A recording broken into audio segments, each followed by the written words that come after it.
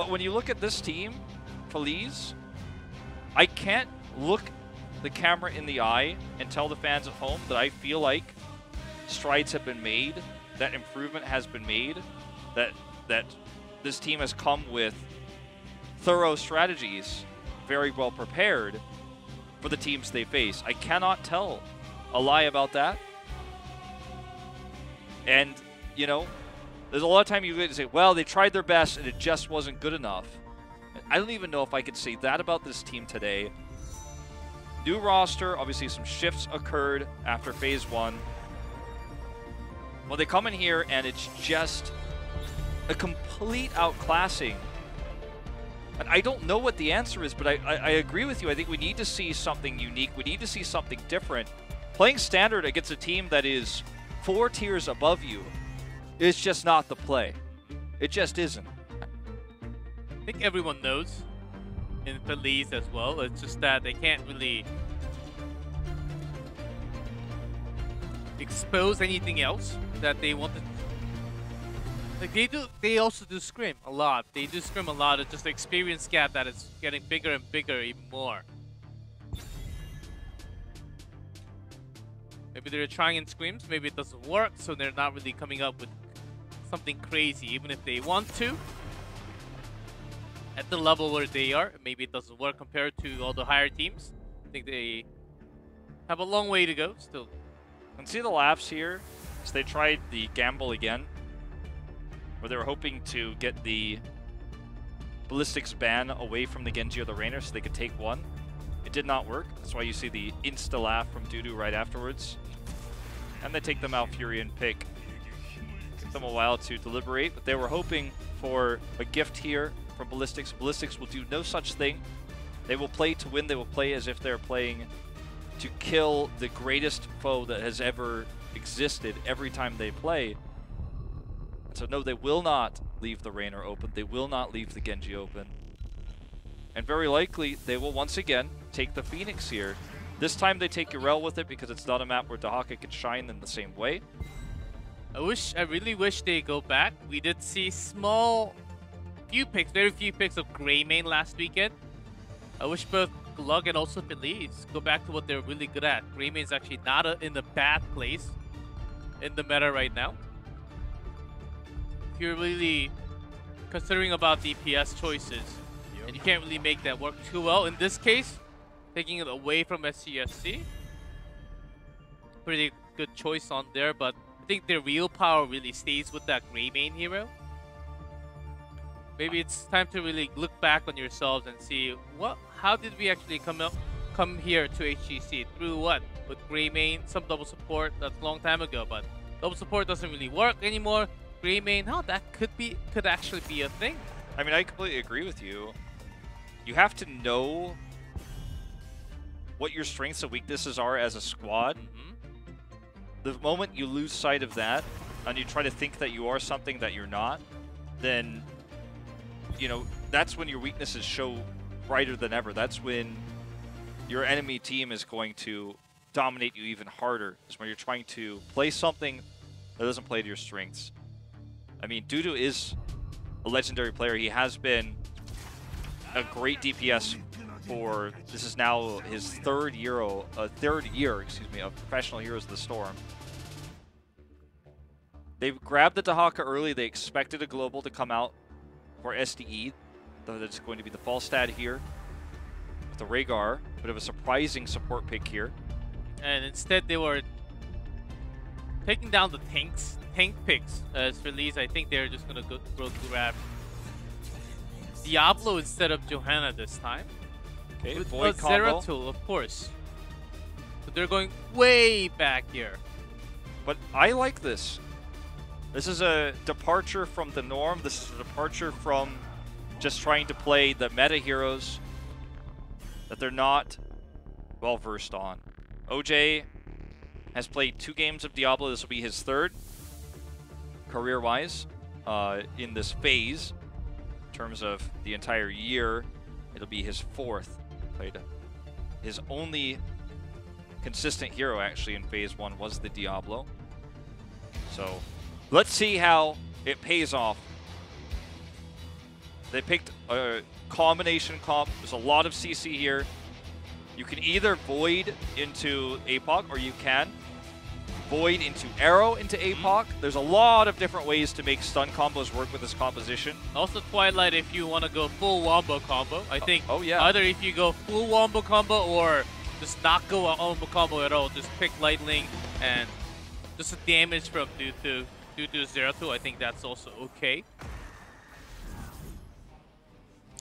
With the cleave, I think it is going to be the BP0.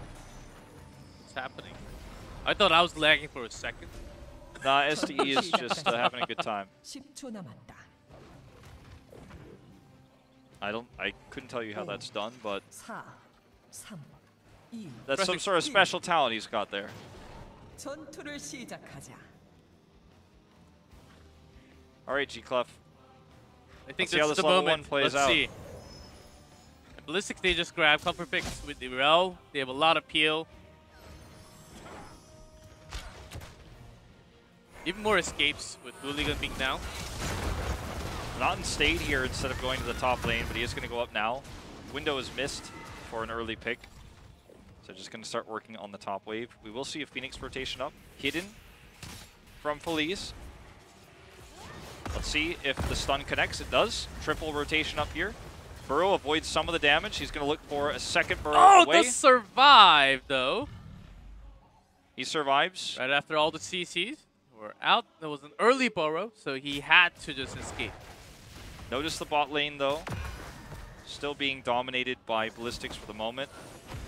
Having a wave ahead. That's, you can see it on your experience bar at the top. Ballistix, despite missing that kill, able to do a lot with this. Falstad staying towards the top lane. They are going to trade the camps out at even timing. They get that rotation.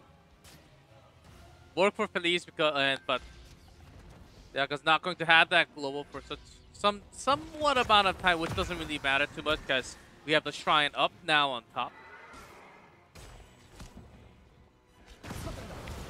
Okay, shrines are active.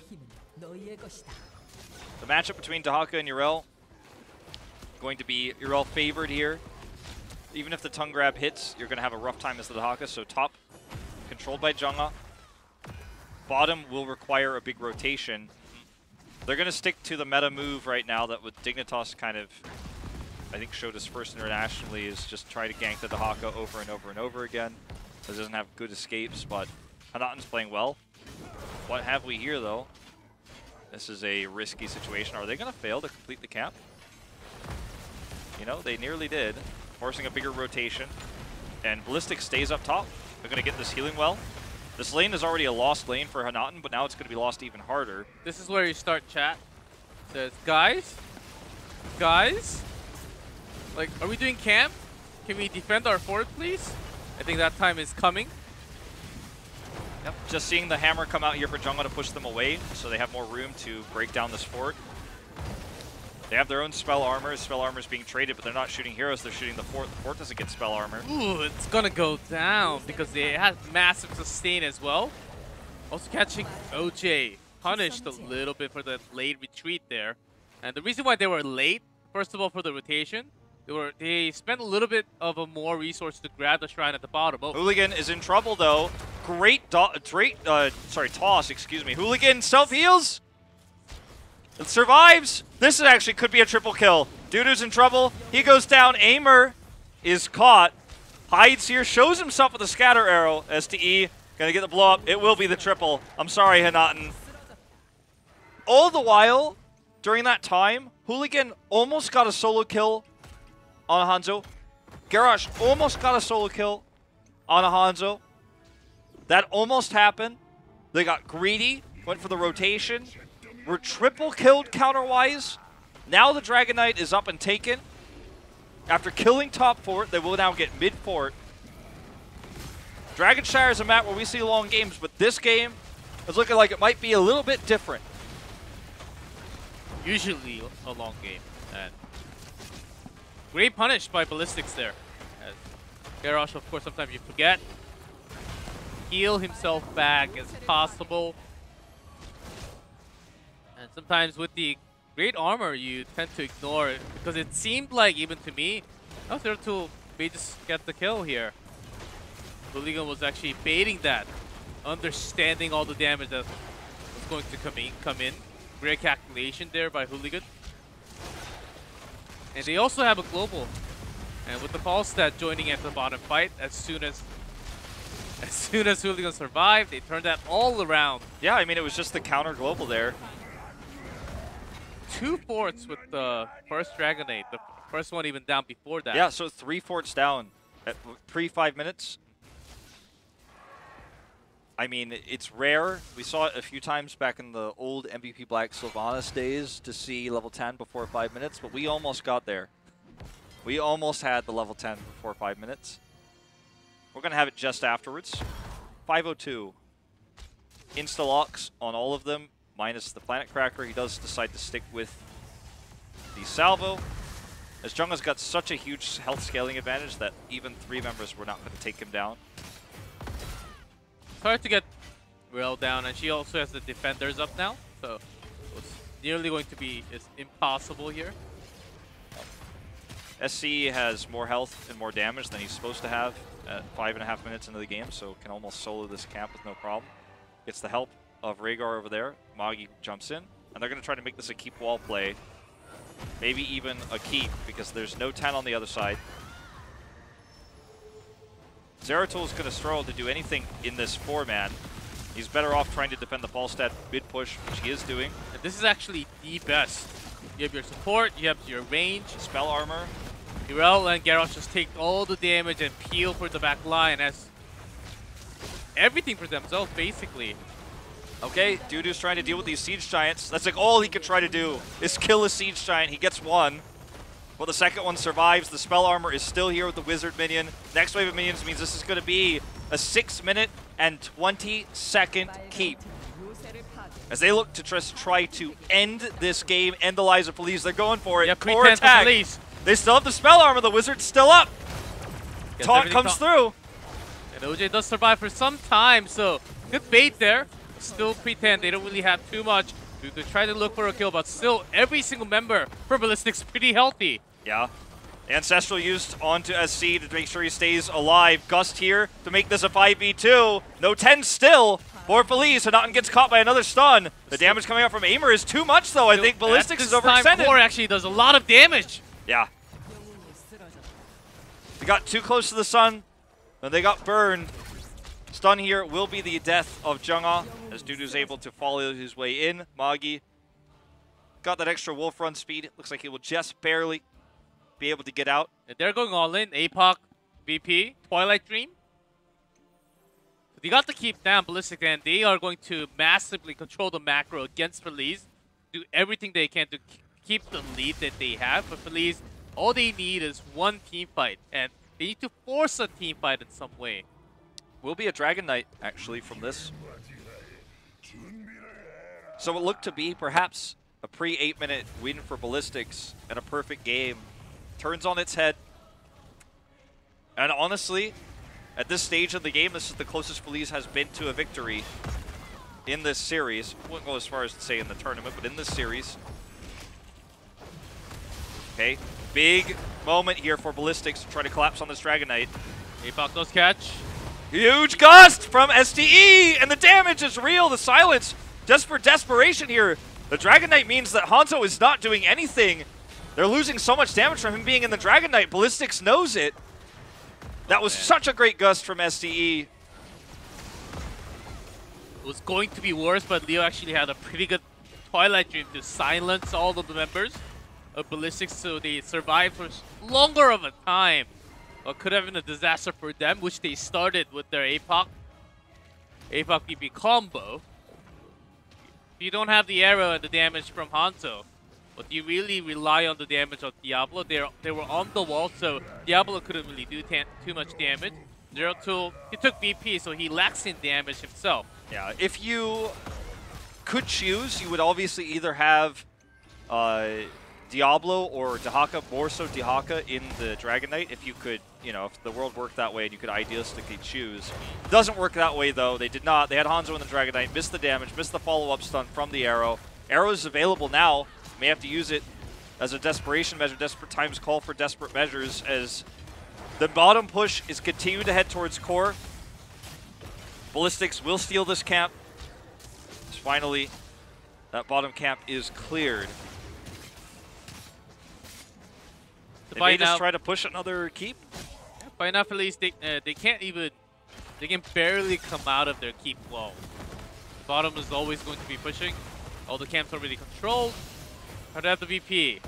Only on Phoenix though. Yep, root does not connect. No APOC follow-up on the VP. Big damage coming into Urel, so she heals a lot. Big salvo combo here with the Gust. Ice Block delays, sorry, the Burrow delays all of that damage. She absorbed half of her HP with that defender. Feliz could not. They were trying to get the kill off of her. That the damage was actually absorbed so much. I thought Jungha was about to go down there. 곧 신단이 깨어날 것이다. They just turned on the heal. They spent too much of their resources on the Urel there in that moment. It's a tough call to make. You know, Urel is so powerful in this meta, and it's so difficult to try to figure out how to deal with her. It's kind of one of those things that feels somewhat counterintuitive, where you're like, oh, she's a low focuser, then we can win the fight, and then she just turns that against you. Once you've already cast your cooldown, she can absorb them. You can't take those back. You can't take the arrow back. It's really hard to actually just leave her in the back line and just ignore her and do the damage to the rest of the heroes. Because she will displace you, she will do damage, will kill you actually. Yeah, I mean, hold that thought. Again, we're focusing on the Jungha. Yeah, OJ is taking a ton of damage here as well. He's going to be the first to die in this fight. There's just no way out. SDE comes down for the flight, doesn't have the Gust he wanted, but Dudu is just eating the damage here from the auto attacks with so many kills, 10 kills now. Seasonal Marksman finishes at 11 minutes. Dudu actually did not have Blink because Leo ice blocked, and the yeah. and the Garrosh actually caught 0-2 instead, so he had to use Blink. So there was no escape for him that way. Naughton uses his heal here, but he is going to go down. What do you think about... Oh, hold that thought. Tongue grab, but is cleansed. When you think about what Urel is... Oh, God. Let's just pretend like that didn't happen. When you think about what Urel is with her heroic, like, if you think about... If you compare it to Adaptation for Dahaka, for example, it's just a way better version where you're immortal while you take the damage. You heal instantly during that time. Oh? Okay, Gust here for the disengage. Okay, they're falling apart. They are... Okay, we can't... If you can't line up your wombo, it's going to be harder and harder unless they have massive BP with the Twilight and focusing on to one. But they're still pre-16. They can't really engage right now. It's going to be really hard. And we're trying to put out some damage as Hanzo scatters. There's a lot of damage still. Okay, SDE. You know, I mean... He was the target, but there's just too much peel from Jungha up at the front on this Urel. Has not popped his heroic yet, so he's essentially immortal. Like, good luck killing him. He's not interested in that. Isolation already gone. Dahaka before the salvo pops off. Dudu very low, taunted, and the core will start to fall. 69, 50, falling rapidly. Ballistix is going to take the series with a 3-0 score. One more kill onto Liu before it all goes down. And Ballistix will put Feliz on an 0-6, 0-18 scoreline after their Week 4 match. And we call that an air dream. In Korean one, like the air ball. You silence the air, nothing else. Oh, you mean on the Twilight Dream? Yes. It was a panic one at the moment, almost a celebration for them to let's just move on. Against Ballistix, that was tough. They got their first ones controlled. They had their wombo combos connect just once, but not at the right time, I would say. Feliz, you know, 3 and 14, only getting the 3 kills there, mostly during that core fight, where Ballistix tried to end the game at like pre-8 minutes. It was a rough series. It's been a rough season, and the Feliz that you see before you will not be in HGC Korea next season. They will either be an open division, or if they make it through Crucible, they will be reformed as a new team. I cannot imagine this team stays together like this next season. Even with Dudu. Yeah, even with Dudu, it's not enough. Yeah, There's too many Dudu's problems. basically DPS and also flexing into so many different heroes, which he's not. Well, he's super experienced. He does have a very long history back all the way to Super League, but he's not really feeling comfortable. That's what I see from lots of his Void Prison and some of his Zero 2 plays. He's often just a ranged assassin player, I would say. He's best at that, but once he's off to some other role into different heroes, he doesn't really show the same mastery on the heroes. Yeah, this Tracer feared for a long time. Bala. Pretty much all auto attackers back in the day. Like his Hanzo is quite good as well, but fortunately, you know, his team, just the synergy isn't there. It's not the level of play he's played on in the past for the multiple teams he's been on. Same with OJ. It's rough, you know, it's really rough to be 0-18. They've got one match left. If they lose it, they go full -21. It's never happened before in HGC Korea to have a team go winless. And they are 1-0-3 in their next week opponent. Away from that, their next week opponent is Ballistix. Oh no, that's this week. No, it just Gluck. happened. It's Gluck. Okay, that's going to be their the tough final matchup. series.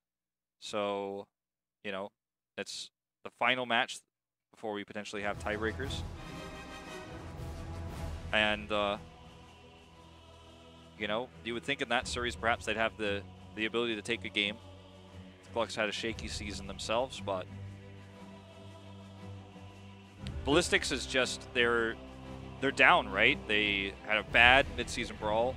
They're struggling to keep their top 3 spot this season, and they're just simply going to give you no quarter. They're going to give you no room in this series. They are not going to drop a map. That is unacceptable in their minds, right? So you're playing against a tough opponent here, and you couldn't beat the weaker ones. When you face off against one of the final bosses, the result is the same. I think that's what we have here. The result shows 0-3. And we'll hear from Ballistix. They were really concerned about their result from MSB. Also, some poor games, especially against Tempest, which they thought they thought it was going to be a lot more competitive than a 3-1.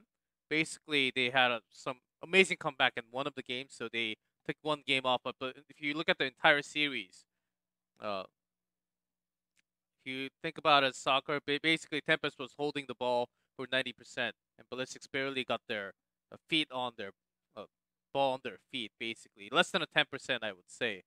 And other than that, they have been suffering as well. They were not really in the meta. Maybe with the 6 bans, if CSC is not doing the drafting anymore, Hooligan, who actually volunteered to actually step up into the team, he's been having a lot of stress. We had some serious interviews. I think that's going to come up as well very soon. Yeah. I don't know who it's going to be. Maybe Jungha this time. It was Hooligan last time and Magi, I think. And maybe time to hear from SCSC this time. Yeah, I mean, I always love to hear from SC, so we'll see who ends up being chosen for the winner's interview in a little bit. But Ballistix looked clean today. Against this squad, I don't feel like the boundaries of their hero pools are really tested. Whereas moving forward against stronger teams, you know, or in playoffs, they will have teams try to counter SC's hero pool a little bit stronger, because obviously Raynor is top tier, right? But if you want to counter SC, you might, if you're a strong team, feel comfortable against the Raynor you've faced so many times in Hero League. No one's really perfect at Raynor yet. Obviously, he's a broken OP hero right now.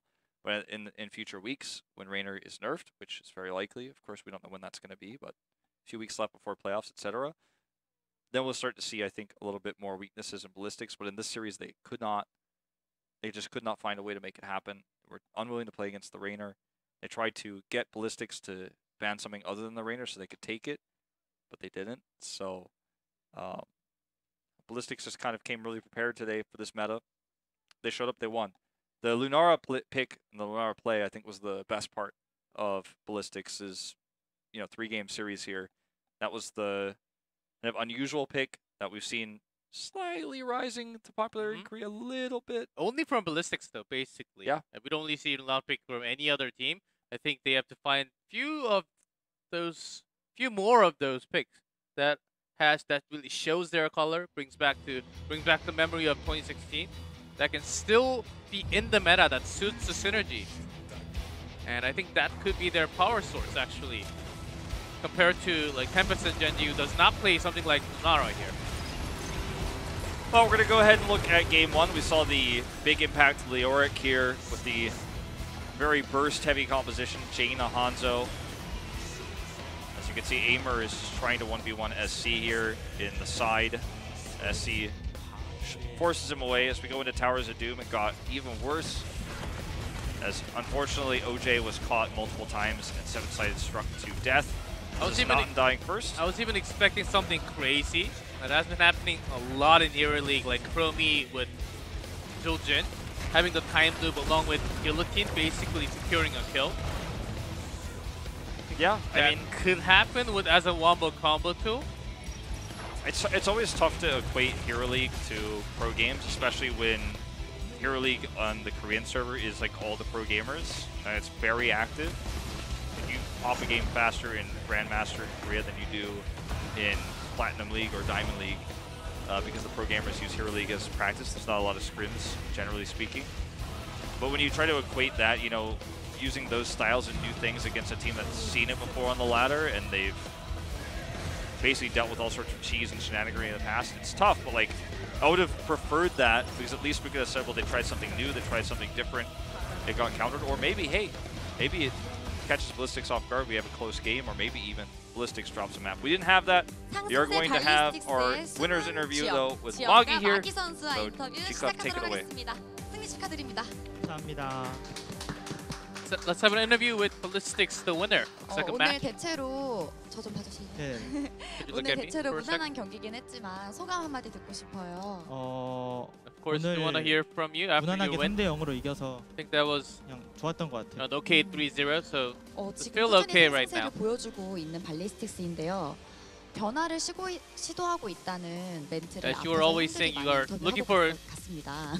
many different 지원과 changes. 포지션인 마기 선수가 시도했던 변화가 무엇이었는지 말씀해 주실 수 있나요? Magi, could you tell us what 지원가는 kind of changes you were trying to 변화라기보다 have? 그냥 실수를 제일 적게 I think 하는 for 게 support, 제일 rather 잘하는 than 거라고 생각해서 changing all the time, I think 최대한 making 더 less 신경 mistakes 쓰면서 하고 있어요. is the one 그런 of the most 노력을 important 따로 thing 이제 as a 연습을 support. 많이 So I'm 하셨던 trying 거군요. to reduce my 네. mistakes. 오늘 이제 2세트에서 좀 인상 깊었던 것이 카라짐으로 루나라랑 킬수가 같았어요. 4킬 하셨는데 Second game, you actually had 본인 same kills. 생각에 이제 Kills 카라짐은 with 딜러인 것 Lara, 같은가요? 힐러인 Karazim 것 getting 4 같은가요? kills. 그냥 You think 카라짐이 Karazim is a support or DPS? 킬하는 그냥 킬캐치 잘하는 지원가라고 I 생각하고 think 있어요. Karazim is a 캐치를 support 잘하는 with 지원가라고 you can actually 생각하시고요. get the kill. 본인의 성향은 사실 어떤 지원가랑 가장 잘 맞는지가 궁금합니다. Which support do you 이때까지 think 많은 you 지원가들을 fit the 했는데 best with your 카라짐처럼 딜러 personal 성향을 띈 play 지원가도 style? 있고 힐러 성향을 띈 지원가도 There are 있어요. some passive ones and aggressive ones out there. 뭐 말퓨리온이나 I think 레가르 Valkyrian 같은 or Rhaegar, 뒤에서 힐 주는 the 힐러가 ones 제일 just 잘 맞는 healing 것 같아요. all the way from the 계속 back, I think they 네. 형들을 should be the 지원해주는 best. 그런 성향이 잘 맞는 것 같습니까? 네. 3세트에는 just 그래서 backing off 레가르를 all 선택을 your brothers there. I 하셨나 think 봐요. that 근데 이제 선치를 선택을 하시는 Yeah. 게 Think that 조금 fits 인상 the best. 깊었어요. 사실 지금 선치가 너프를 당했는데 right now you are 그 actually 이유에 selecting 대해서 Ancestral 말씀해 instead of 주실 수 Bloodlust. 있을까요? Could you give us a reason why? 그냥 원래 블러드가 피해 욕망이 별로 좋지 않아서 I think 그냥 Blood is 선치가 not 너프를 that good 먹어도 그래도 actually. Even if 어쩔 수 없이 찍는 Ancestral 것 got 같아요. a huge 오, nerf 사실 onto it, I just have to 앞에 pick it. 나왔던 다른 이제 어떤 선수들은 블러드 러스트가 훨씬 좋다라는 A few other players were 얘기를 saying 했는데 왜 Bloodlust is 선치가 더 actually 좋은 better 것 같은지 조금 at some 자세하게 time. Could you 설명해 주실 수 explain us 있나요? why Ancestral is 조합에 better than 따라 Blood? 많이 갈리는데 웬만한 Depends on 조합 the person. 아니면 선치가 그냥 좋은 것 But 같아요. unless you have a 무난한 게 massive comp that 낫네요. fits Bloodlust so well, I think Ancestral overall is always better. 시청자분들께 추천을 안 하신다고 하셨어요. And Maryday says he 그러면 doesn't 마기 really 선수는 recommend Rhaegar 시청자분들께 to all the 레가를 viewers 추천해 to 주실 play 수 Rhaegar. 있으신지 궁금합니다. Can you recommend Rhaegar? 롱리그나 빠른 대전 같은 In quick- 경우에는 레가르가 나쁘지 않은 것 같아요. In Hero League and quick 캠프도 matches, I 혼자 think 돌수 Rhaegar is not 있고 that bad. 클리어도 혼자 할 수 있어서 You can actually clear 그런 the line, 면에서는 clear the lane by 킬러 yourself. 중에 제일 좋기 때문에 제일 안정적인. 네, 나쁘지 않은 것 I 같아요. think he's 음. not too 네, bad as a 알겠습니다. support. 그리고 궁금했던 것이 다른 팀들은 힐바투르 같은 거를 많이 선택하긴 했었어요. 혹시 앞으로의 게임에서 If the other teams actually had some 선택하실 healing 의향이 avatar 있으신지 in play, 말씀해 주실 수 do you 있나요? have that in your pockets 전 as 하면은 well? 재밌을 것 같은데 I think it's gonna be fun if I get my hands 벤틱 on it. 담당하는 But 사람이 our 하고 teacher 싶어야지 할 수 있기 doing 때문에 the bands and pigs, I don't think he's 떨어져야 going to 되나요? let me. 혹시 The transaction will 정훈이 never 형이 come 하고 through. 네. 알겠습니다. 결제가 떨어지길 바라볼게요. I wish that 다음 상대는 젠지 comes out 팀인데 anytime. 젠지 팀의 지원과 사케 선수가 조금 의식되실나요? And next one, your verse, 그냥 you have to go against 랩판 할 Genji. 때마다 별로 상대방을 의식하지 않고 How do you think of 하기 Saki 때문에 as a 그렇게 counter support? 생각은 하고 있지 않아요. And I don't really 그러면 think 혹시 about the 개인 opponent 방송도 too 안 much. 보시나요, 사케 선수도? And I 그냥 focus on myself a little 방송하시고 more. 있으면은 가끔 볼 때 있죠. Do you watch 오, Saki 몰래 streaming a 보시나요? lot? 가서 I 인사도 do. 하시나요? Actually tune in. 원래 보지는 않고 네. I don't like sneak. 인사도 into it, 하진 I- 않아요. 아 그냥 보기만 본, 해요. Don't 그냥 just- 보신다. I don't actually say 그럼 hi 다음 too many 이제 times, but I 젠지와의 just 마지막 watch the 경기가 stream a 남아 lot. 있는데 이만은 가고 듣고 싶어요. 다음에 젠지 경기가 And let's 제일 hear 남아 있는 경기 중에 제일 중요하면서 last words going into 마지막에 against 있는데 Genji. 열심히 해서 꼭 They're the 이겨보도록 last 하겠습니다. one, and we 네, are going to try 알겠습니다. really hard 마기 to 선수의 win against them, win against Genji. 되게 힘찬 각오 잘 들었고요. 오늘 인터뷰는 여기서 마치도록 하겠고요. 그러면 오늘 중계진 나와주세요. That is the end of the interview with Magi from Ballistix. That's right. Take a look at these standings. With 0-6, Feliz will go to Crucible. It is guaranteed. There is no